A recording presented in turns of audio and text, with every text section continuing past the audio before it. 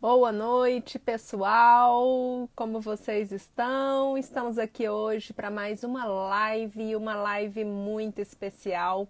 Nós temos um convidado de peso, pessoal. Olha só, hoje a gente vai conversar com William Kimura, um youtuber que faz o maior sucesso. William é programador, ele faz jogos e ele é autista. E olha só quem está chegando aqui, o William está chegando aqui já pontual, entrando. O William já está chegando aqui, já aceitei. Boa noite, William.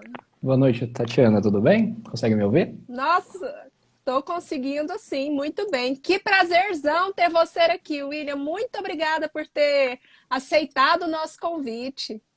Imagine, eu que agradeço, Tatiana. Pessoal, o William é um garoto prodígio. Os curiosos, dê uma olhadinha no YouTube desse menino. Ele já tem mais de 119 mil seguidores e fiéis, né? Seguidores fiéis. O conteúdo do William é ímpar. Eu sempre estou dando uma olhada no YouTube dele, é tudo de muita qualidade. E esse rapaz, além de youtuber, ele é programador, ele faz jogos, né? E está aqui hoje para bater um papo com a gente sobre inúmeras coisas, né? A gente falou aí que vai falar dessa pandemia, como é que vocês estão se sentindo. Mas olha, William, eu queria te dizer que eu tenho algumas perguntas para você que a gente não combinou Sem problemas. e que vamos ver aí como é que você se sai. Eu Eu já combinei com o William que no final desenvolvi flexibilidade o suficiente, Tatiana, não tem problema. eu, eu, eu avisei o William que no final da nossa live eu vou fazer uma brincadeirinha com ele, tá bom? Olha só, William. Uhum. Primeiramente, eu queria que você se apresentasse, né? Eu falei de você aqui, mas você, o William, Uhum. quem é o William? Mostra aí para o Certo. nosso pessoal. Inclusive, obrigado pelos elogios. Eu entrei aqui, você às vezes estava me elogiando, né? Então, muito obrigado por isso. E, aliás, boa noite a todo mundo que já está aqui online. Já vi alguns rostos familiares aqui na live, então, muito obrigado a todos que estão já presentes. Eu sou o William, né, William Shimura, eu faço mestrado em informática na educação, então a minha formação é em tecnologia, mas eu sempre estudei psicologia, principalmente psicologia do desenvolvimento da aprendizagem, né, que era uma área do meu interesse, e eu consegui unificar esses meus interesses no mestrado interdisciplinar, né, que é tanto nesse viés de educação quanto no viés de tecnologia, mais de ciências exatas mesmo, né. E a minha linha de pesquisa é justamente o uso das tecnologias digitais para o desenvolvimento de habilidades para pessoas com necessidades específicas de aprendizagem, né, principalmente o autismo. Então, recentemente tivemos aí uma revisão sistemática, eu até postei sobre isso, publiquei sobre isso, né? Que temos evidências agora de que realmente essas tecnologias digitais são úteis, né? Podem ser úteis em contexto terapêutico, se bem planejadas, se bem utilizadas, né? Para pessoas com autismo, e a gente precisa desenvolver esse conhecimento, digamos assim, essas tecnologias realmente para utilizar elas de uma forma produtiva em contextos enfim, contextos educativos em geral, né? Tanto no viés mais de terapia quanto de um viés mais educacional mesmo na escola, que podem ser úteis também. Então esse é o meu interesse. Sou um gamer desde muito tempo, desde que eu me tenho consciência como ser humano, né? Então, eu sempre fui voltado para essa área de jogos, né? E eu considero que eu desenvolvi bastante, principalmente as questões cognitivas, tanto quanto as questões de socialização também. Eu considero ter desenvolvido bastante, e daí vem esse meu interesse, né, em pesquisar nessa área. E também tem o canal do YouTube. O canal do Com YouTube que poucos tem crescido. seguidores, né? Só alguma meia dúzia de seguidores. Pois foi uma surpresa bem agradável, né? Eu sempre digo que eu me sinto lisonjeado por estar nessa posição, né? Também vejo uma grande responsabilidade em estar nessa posição também, né? Porque hoje é o canal Posso dizer que é o canal com maior engajamento do Brasil, feito por um autista, né, sobre conteúdos sobre autismo. Então, quando você vê em questões de engajamento, de número de comentários, de visualizações, realmente você vê uma boa parcela das pessoas que não são da comunidade do autismo participando lá também, né? Então, eu acho isso muito legal, que as mensagens têm tido a oportunidade, através dessa plataforma, de chegar em outras pessoas que não necessariamente têm uma pessoa com autismo na família, mas sim são pessoas que se interessaram pelo tema porque algumas pessoas, né, pelo menos uma parcela ali que consome esse conteúdo, é uma parcela que está um pouco mais ligada, digamos assim, nessas questões sociais, e o autismo é, felizmente, uma dessas questões que tem se discutido mais, né, hoje em dia. Então, felizmente, por conta disso, o canal tem crescido mais também, né, não somente Que entre a comunidade do bacana, autismo, William. mas entre as pessoas fora da comunidade do autismo que têm tido esse interesse maior. Eu amo o seu canal por conta da sua qualidade. A sua qualidade, você é impecável. Eu amo quando você fala de evidência científica. Adoro quando você toca nesse assunto. Mas, William, conta pra gente. Quais são as características do autista? Essa é uma pergunta aparentemente simples, né? Mas Genérica. Aham. sempre é interessante a gente notar que as características podem variar bastante na prática, digamos assim, até tal ponto que a gente sempre ouve aquela frase, né? Cada autista é único, cada autista tem o seu próprio jeito. Mas, ao mesmo tempo, todos os autistas, né, nós temos algumas características, nós temos alguns critérios que nós temos que cumprir para sermos considerados uma pessoa, né, com esse transtorno do neurodesenvolvimento que se chama autismo. Esses critérios são relacionados a principalmente, né, dois domínios que são prejudicados nessas pessoas com autismo. No caso, esses domínios são a comunicação e as interações sociais, e o outro domínio mais relacionado a interesses muito restritos, fixos, e esses padrões de comportamentos ritualizados, né, e essa rigidez, principalmente, geralmente também envolvendo questões de sensibilidade, né, hipo ou hiperreatividade a alguns estímulos sensoriais que para outras pessoas muitas vezes são estímulos que não passam batido, digamos assim, são toleráveis facilmente, mas para pessoas com autismo ou pode prender muito a atenção dessas pessoas, ou pode ser muito aversivo, né? Alguns cheiros, alguns sons, algumas texturas, né? Então são principalmente esses dois domínios, comunicação e interação social, né? E esse outro domínio que envolve mais a questão comportamental. Vale lembrar também que a pessoa com autismo pode ou não ter um bom domínio do que a gente chama do uso da linguagem funcional.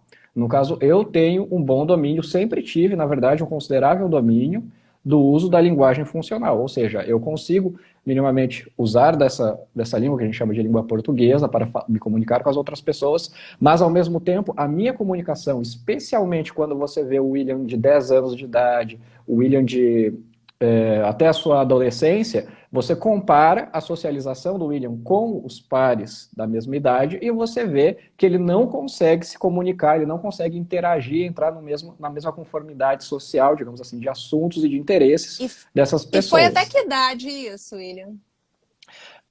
Eu considero que eu tive um pico de desenvolvimento, digamos assim, aos 17 anos de idade, até mais ou menos os 19 anos de idade. Eu acho que foi um período assim que eu tive acesso a um contexto que foi muito rico para mim, né, para a minha socialização, que teve muito a ver com o meu interesse, um dos meus hiperfocos, né, que a gente chama, que são esses interesses restritos e intensos, que teve muito a ver com o meu hiperfoco em programação, em desenvolvimento de software, né? Então, por conta desse meu interesse e por conta dessa minha habilidade que eu tinha em desenvolver softwares, eu acabei conseguindo acessar alguns contextos muito valiosos para mim de socialização, porque isso chamava a atenção dos professores, os colegas que precisavam de ajuda, né, ali naquele contexto também, que estavam interessados em desenvolvimento de software, estavam mais dispostos a socializarem comigo por conta desse interesse em comum, né? Então isso tudo me deu, ao longo desses 2 anos, que eu tive acesso a uma escola técnica que era específica, né, especializada, apenas a essa questão do desenvolvimento de software, que era o meu hiperfoco. Através desse lugar, né, desse ambiente, eu considero que eu tive assim, um pico de desenvolvimento muito grande nesse período.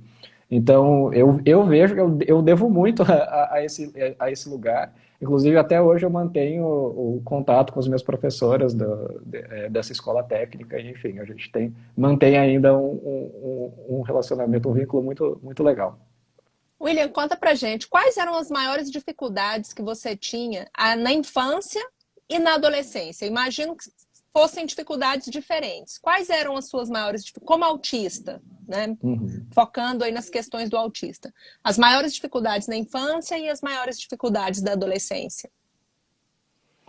Então, eu só consigo responder essa pergunta com o meu olhar de adulto hoje.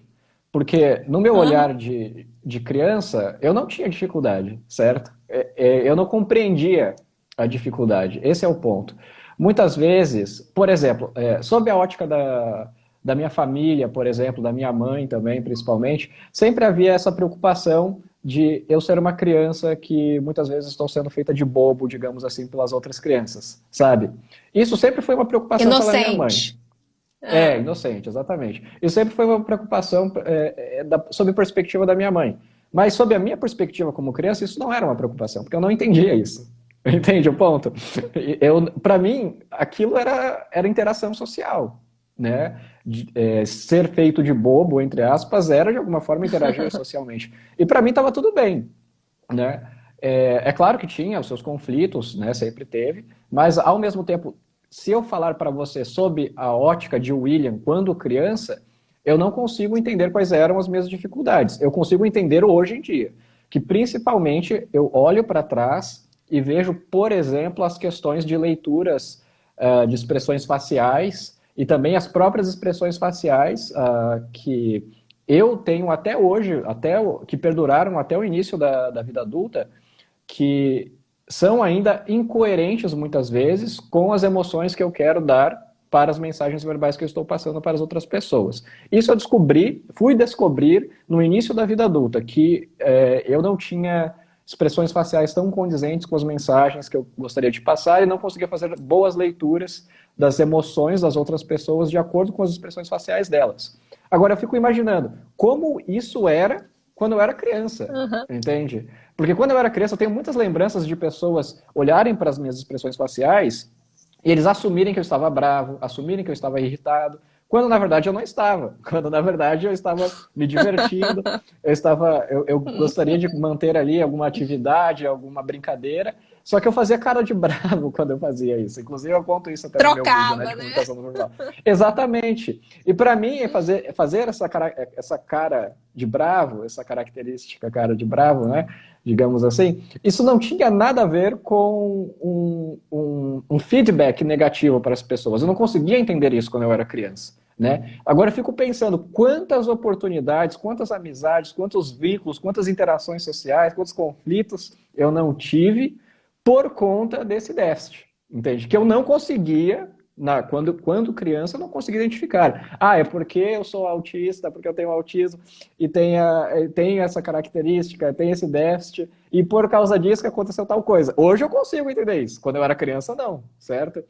Então, com a minha ótica de adulto, digamos assim, a minha interpretação de adulto hoje, eu consigo entender que uma das principais questões ali, né, respondendo a sua pergunta, quando criança, é a questão da comunicação não verbal, essa questão de entender emoções, de fazer essa leitura das expressões faciais das outras pessoas, com certeza foram os prejuízos mais marcantes nessa questão de desenvolvimento social mesmo, né, da minha infância, e eu acho que, querendo ou não, acaba sendo relacionado com a adolescência também, porque na adolescência você vai ter a questão do bullying, vai ter a questão de você ter um grupo social reduzido demais, você não está integrado, né, aos outros grupos como as outras pessoas estão. Então isso tudo tem relação com essa bola de neve, né, digamos assim, que são característicos dos transtornos do neurodesenvolvimento, né, que afeta realmente essa questão do desenvolvimento. Sim. Por isso que a gente sempre fala sobre intervenção precoce, né? Isso que é sempre importante. Exatamente. E a gente vai falar disso aqui agorinha, viu? William, Uhum. eu tenho algumas páginas, e em algumas delas eu tô fazendo várias lives desde o início da pandemia, né, do distanciamento social. E em uma delas eu me recordo que eu vi um comentário de uma pessoa dizendo o seguinte: ah, os autistas estão achando bom, né? Porque agora eles não são obrigados a socializar. Me fala uma coisa, nesse distanciamento Uhum. social, em decorrência dessa pandemia que a gente está vivendo, isso é verdade, William? Vamos lá, então. Eu sei que nem todo autista Escola vai. não tem, o pessoal está tendo aula online, né? Vamos falar dos jovens. Calma lá que se a gente for falar, a educação tem toda uma outra problemática também com essa questão da qualidade do ensino online, né? Que aí já é outra discussão, mas aí a gente tem que fazer outra Outra live coisa. separada só para falar sobre isso. Essa é uma pergunta muito interessante, Tatiana, porque eu vejo assim, que independente se você é autista ou não, né? Ou se você tem uma condição ou não, se você, por algum motivo, frente a esse período agora de isolamento social, de alguma forma isso te provocou um alívio, né? De alguma forma isso traz para você essa sensação de que, para mim é fácil agora de se lidar, agora está muito melhor. Então quer dizer que a sua vida social, realmente, as suas interações, a demanda social que você tinha, talvez era realmente muito grande, né? A gente Sim, sabe que para algumas pessoas com autismo, eles podem sim ter uma tolerância a interações sociais um pouco mais baixa, principalmente se a gente está falando sobre interações sociais custosas, daquelas que as pessoas demandam que eles consigam fazer boas leituras da questão da comunicação não verbal, como a gente falou, que realmente pode ser, tudo isso pode ser um pouco mais desgastante para essas pessoas com autismo.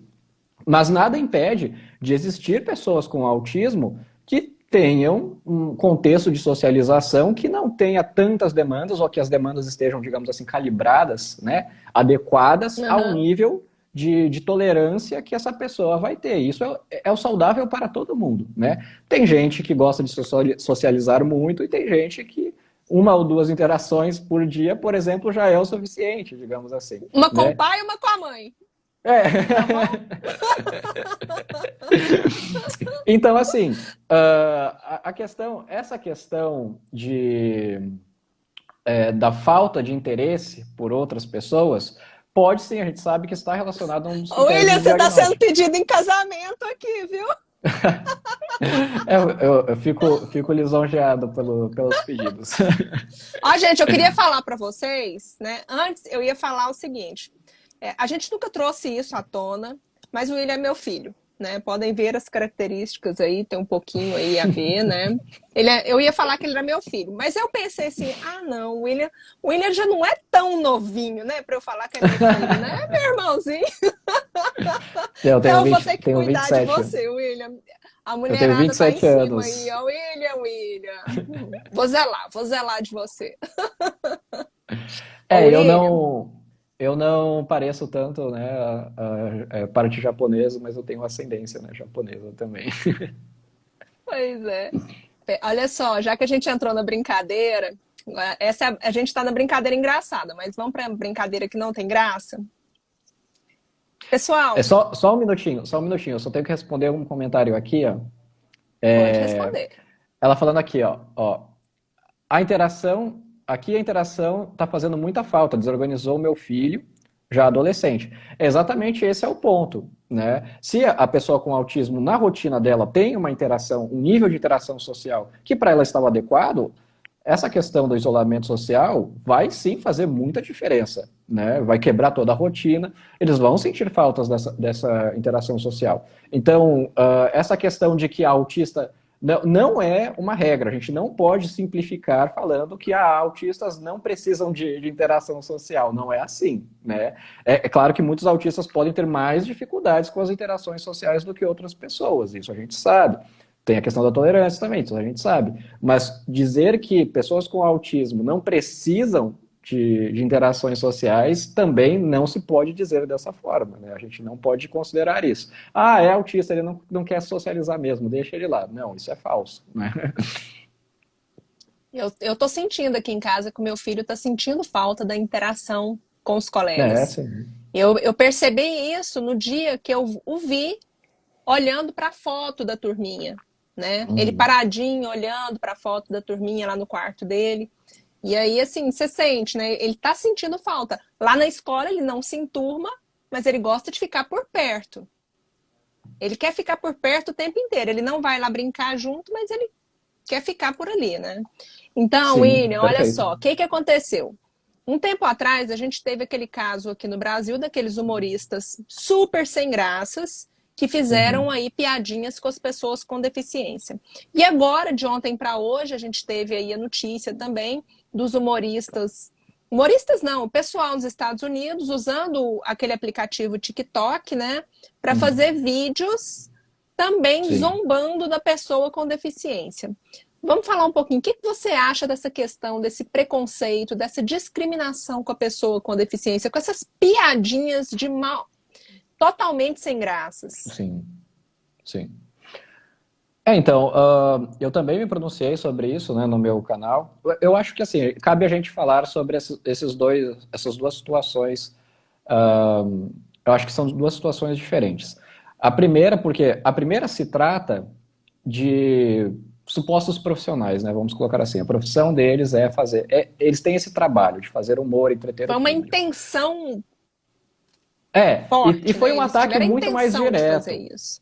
E foi um ataque muito mais direto na minha interpretação, porque realmente eles estão falando especificamente de uma banda, estão falando dos integrantes da banda, né? E é claro, ali Com envolve todo um muita falta de respeito. preconceito, envolve todo um preconceito sobre a condição que a gente chama de autismo, né? Que absolutamente não tem, tem nada a ver, né? Eles fazem ali, assumem comportamentos ali, ridicularizam, né, na verdade, os comportamentos que seriam supostamente característicos de pessoas com autismo no preconceito deles, né?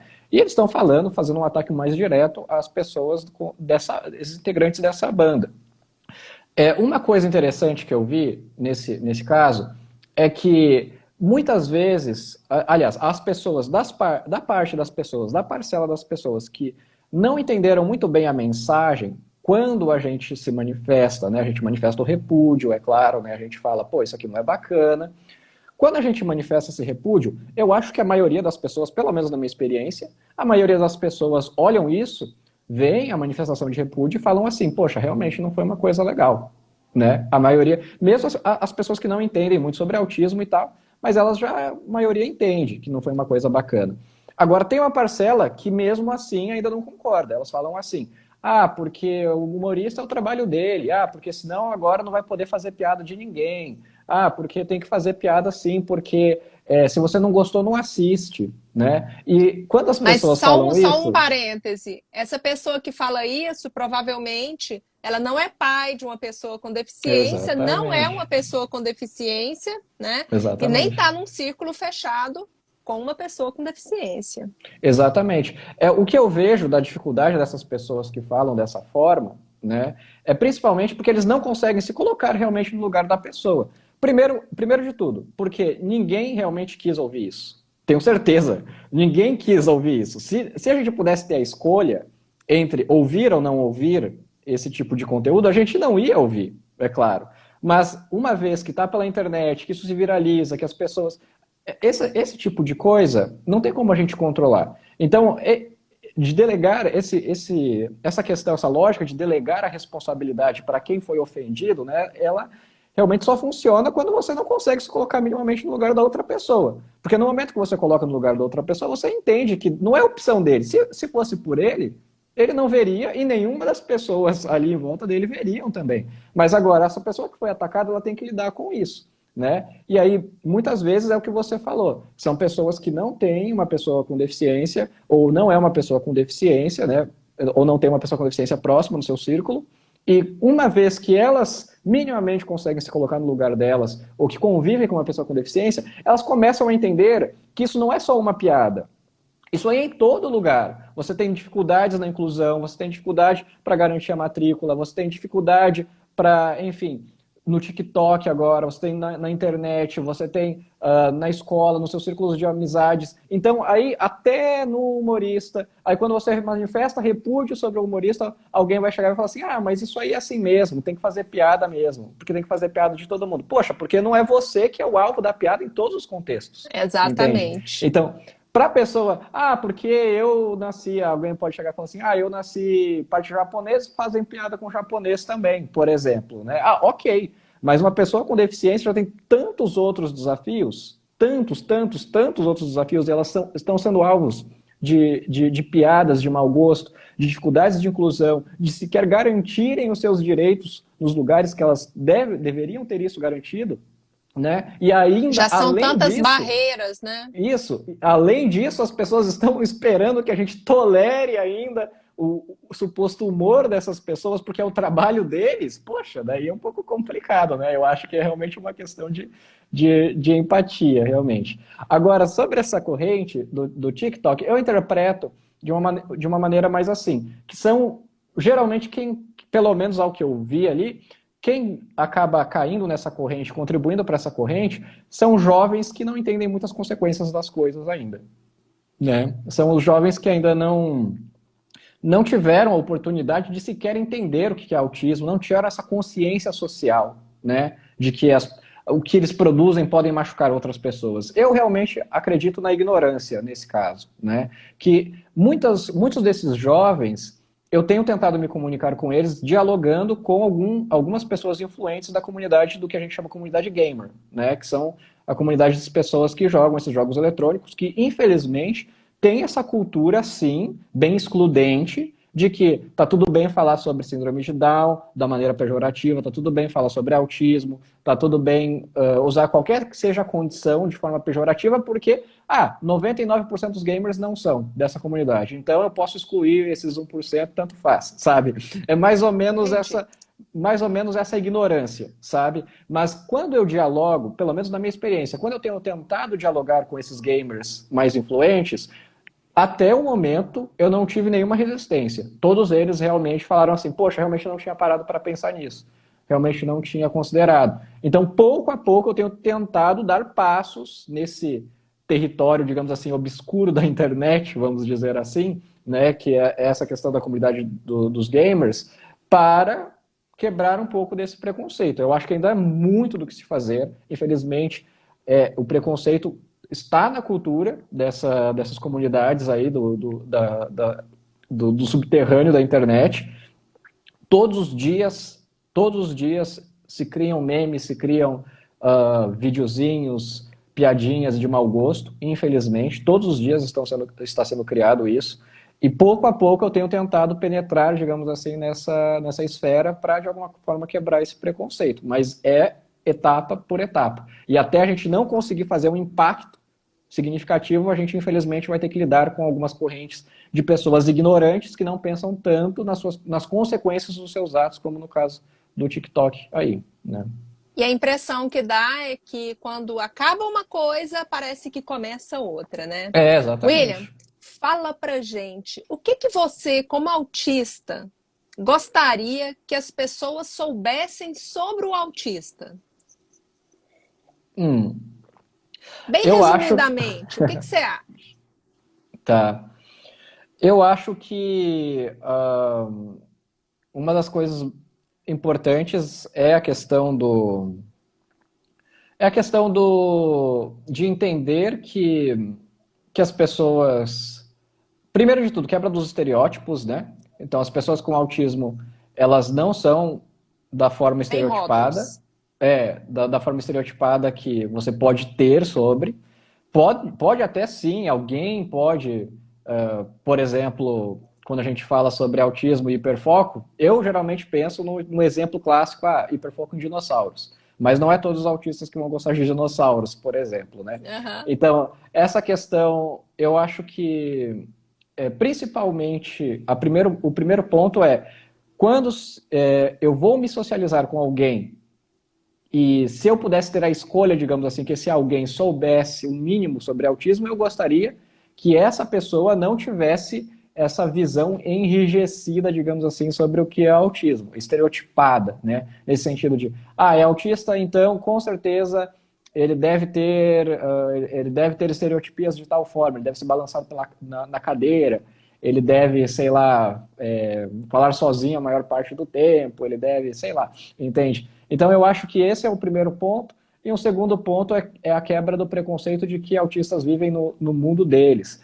Apesar de que sim, nós precisamos muitas vezes, e para isso para todas as pessoas, mas pessoas com autismo também, precisamos do nosso tempo só para nós, digamos assim, né, para a gente se reorganizar, para conseguirmos também desempenharmos atividades que a gente gosta e que são bacanas para a gente, mas que principalmente quando a gente está falando sobre autismo mais severo, essa questão de pensar, essa ideia de pensar que os autistas vivem no mundo deles, muitas vezes é a maior barreira atitudinal, vamos colocar assim, para alguém sequer tentar interagir com essa pessoa, para alguém sequer tentar...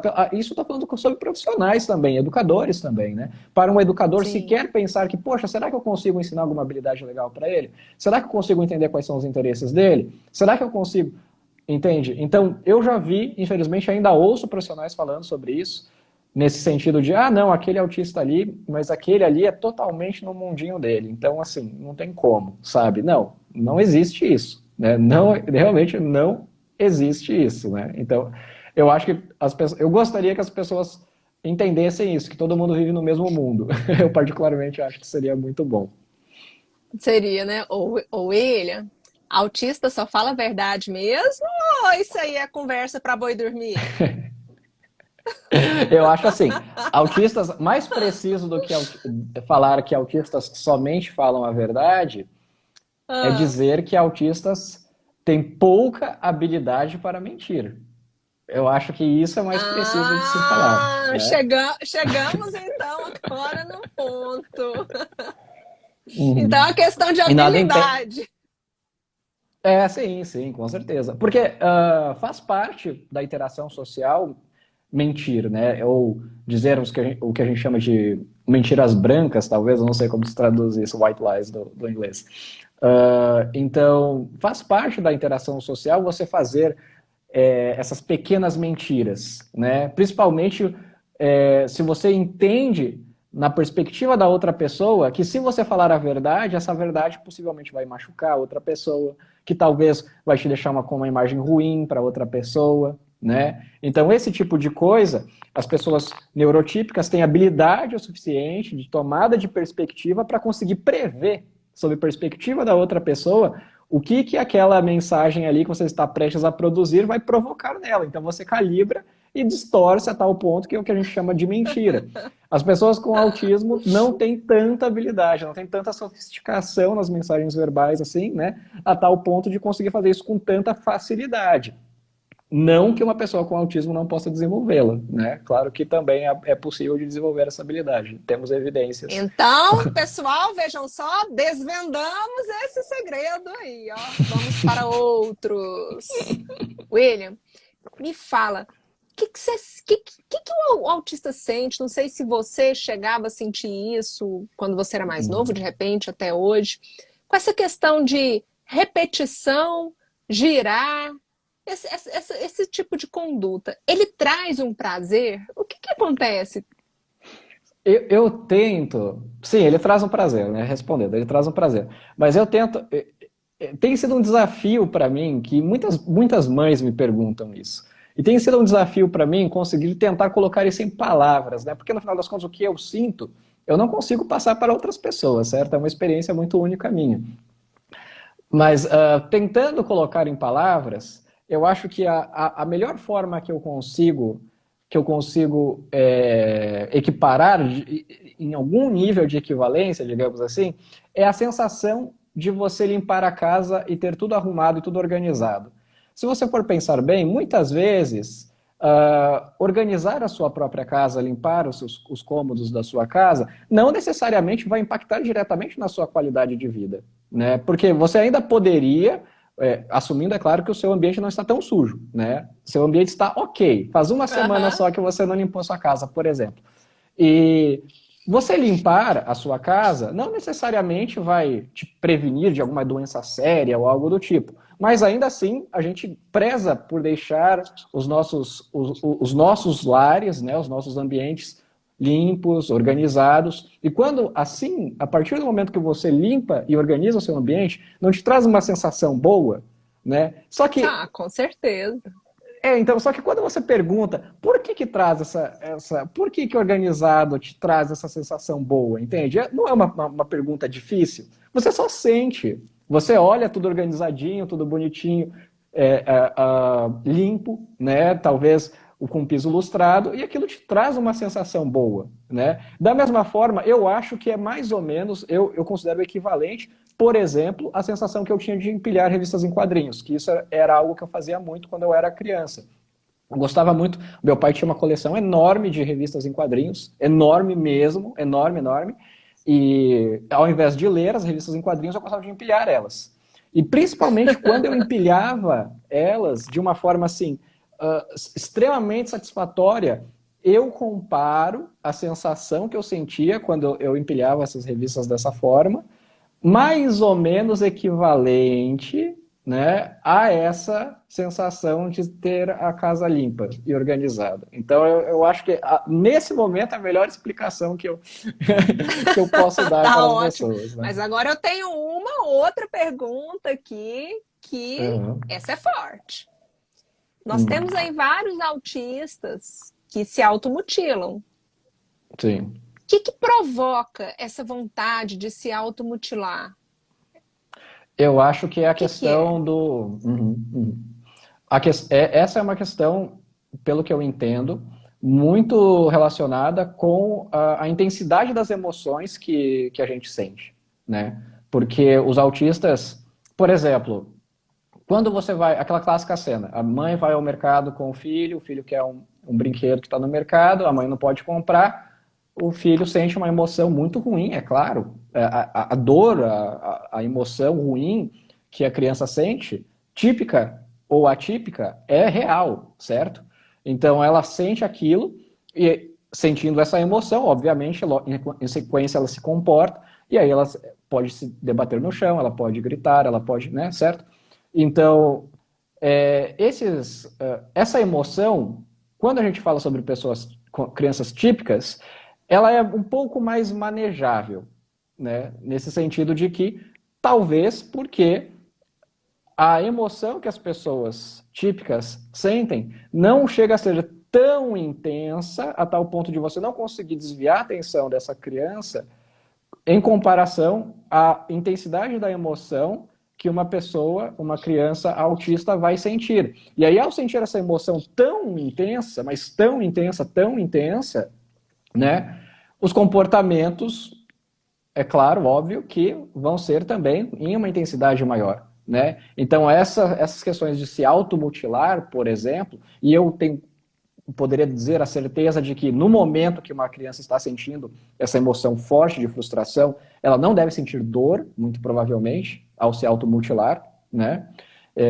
Porque se ela estiver sentindo dor, justamente é um dos mecanismos que a gente tem para impedir, justamente, de ter algum dano ao nosso organismo.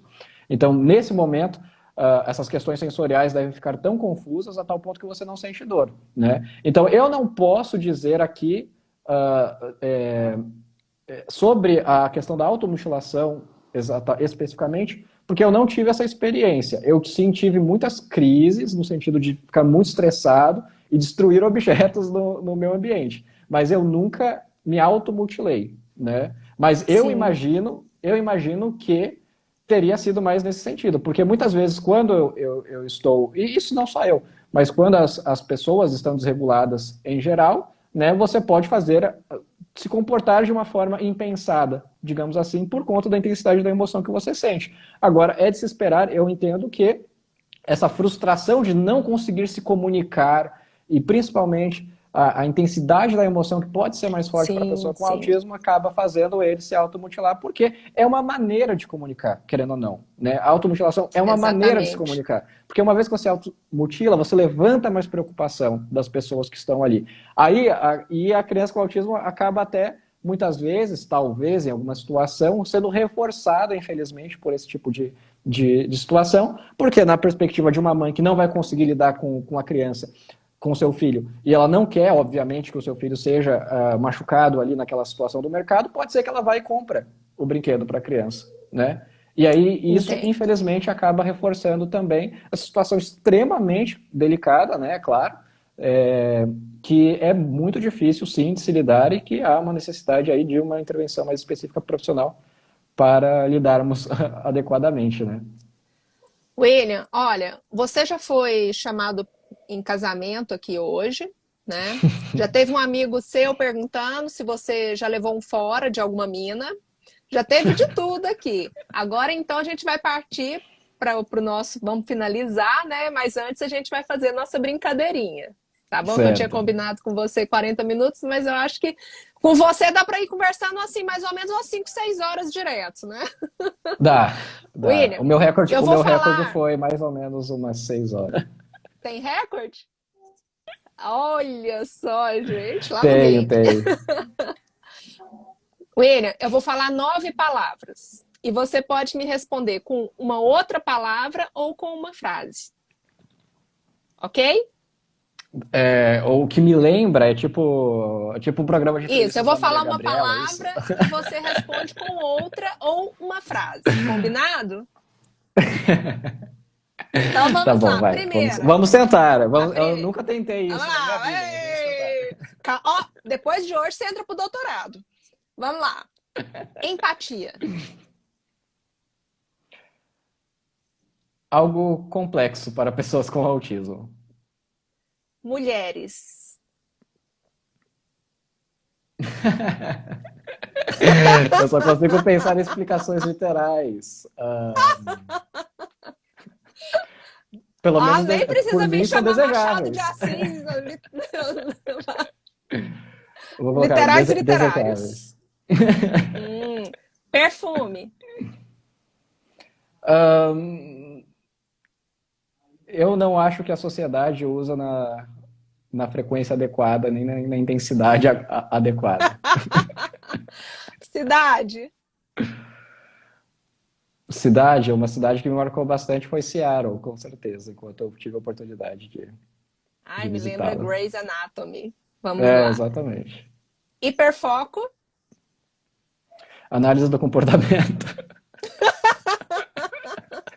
Olha, se você não fosse programador, você ia virar psicólogo, certeza, viu? Crianças. Ahn, um tempo precioso, um tempo valioso. Com certeza. Beijo. Complexo. Livro. Ciência e comportamento humano, com certeza. E por último, família. Um núcleo muito importante de apoio, né, e de vínculos que podem ser essenciais para qualquer pessoa, na verdade. Que bacana, William. Eu não tenho palavras para te agradecer por estar aqui conosco. Você é uma simpatia. Você é tudo que as pessoas falam. E olha que eu só Eu que ouço falar agradeço. bem de você, né? Eu que Muito agradeço. obrigada. Eu tenho certeza aqui que o pessoal também gostou muito. Depois você resolve se você vai casar ou não vai casar. Você vê aí com o pessoal como é que fica. E quem sabe numa próxima vez a Depois, gente esteja aqui batendo mais um papo, porque assunto é o que não falta, sim, não é certamente. mesmo? Então, Depois dessa live aqui, eu você vai ter uma live com a Ida, é isso? com a Ida Brito, daqui a Então, pouquinho, lá no Tatiana Taqueda Oficial com a Ida Brito. entendi. Vai ser um prazer. Foi um prazer para mim abrir, de certa forma, a palestra da Ida Brito. Sou muito fã dela. E eu sou fã de vocês, né? Então, vou abrir para você se despedir do pessoal. Uhum. Fica à Bom, quero vontade. agradecer. Eu sempre agradeço a todas as pessoas que param para assistir. Eu sei aqui, eu estou vendo os comentários, né? Pode deixar que eu vou ver todos os comentários aqui. Então, vocês que digitaram, não digitaram à toa, né? O meu Gente, canal é quem um quiser canal sobre casar, quem autismo. quiser pedir ele em namoro, aproveita e digita logo que ele responde. O meu canal no YouTube é um canal sobre autismo. Tem os links na minha bio lá do Instagram, né? Vocês podem clicar também. E eu sempre agradeço as pessoas que disponibilizaram esse tempo para entender um pouco mais sobre autismo, né? Porque eu imagino que dentre essas 90 pessoas aqui, talvez ao todo de 90 pessoas só agora, né? Mas ao todo, muito provavelmente mais de 1000 pessoas já Vai para o passaram por YouTube aqui. depois também. Então, todas as pessoas que disponibilizaram esse tempo, muito obrigado mesmo. Eu acho que eu posso agradecer em nome de todas as pessoas que têm esse interesse, né, de melhorar, a contribuir, aumentar a conscientização do autismo, né? Eu acho que a gente agradece por vocês terem disponibilizado um tempo para entender um pouco mais sobre autismo, né, nessa noite.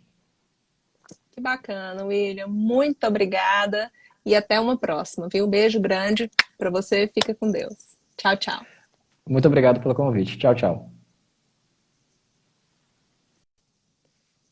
Gente, como que a gente não apaixona nesse menino? Não tem jeito de não apaixonar nele, não, não é? Então, pessoal, espero que tenham gostado, né? Hoje foi o William. Logo, logo nós teremos aí outros participantes, né? Nós teremos pessoas com trissomia do 21, que é a síndrome de Down, nós teremos pessoas com paralisia cerebral, nós teremos mais autistas para conversar com a gente aqui durante as próximas semanas. Espero que vocês gostem, né? Porque agora é um momento de empoderamento. É um momento de colocar todos eles no protagonismo. Então é isso que o Direito à Inclusão pretende, trazer esse pessoal para o protagonismo, para eles mostrarem que eles não estão atrás de ninguém, pelo contrário, eles estão muito, mas muito mais além, tá bom? Beijo grande, pessoal, muito obrigada. Daqui a pouquinho, no Tatiana Taqueda Oficial, a gente vai ter Aida Brito, tá bom? Beijo, gente, obrigada!